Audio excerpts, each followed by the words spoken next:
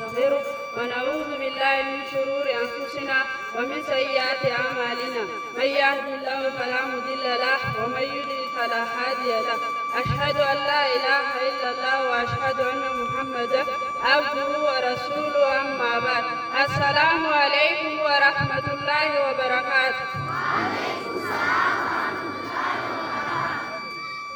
وبركاته. أتبع أنا بكم سيسامل رحمك الله والله رحمة سيقول أنه شانيال يجب علينا نرتن وجب تعلم برة على 4 مسائل قات ونفرم برة نرت وجب الأولى العلم بهدى هو معرفة الله كبيت ربي سابهدى ومعرفة نبيه أمل نبي سابهدى ومعرفة دين الإسلام أمل دين الإسلام بهدى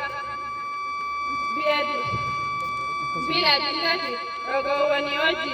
الثانية لما يسان العلم العمل أمل تدلقوا به وأمبر حسن أمل تدلقوا. الثالثة سديسا الدعوة يا مدى إليه كما ديسني.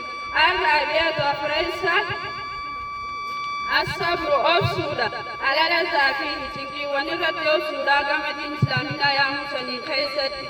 والدليل قوله تعالى فنرد رقان جت الله دي الله سنوه تعالى والعصر وقت أسرتي فقد إن الإنسان إلمنا مهلا في قصر هنغو خيست دودا إلا الذين آمنوا ورين من أمله وعملوا الصالحات ورين غاري دلغمله وتواصوا بالحق ورين حق والإقدام أمله وتواصوا بالصبر ورين أفسوا والإقدام أمله.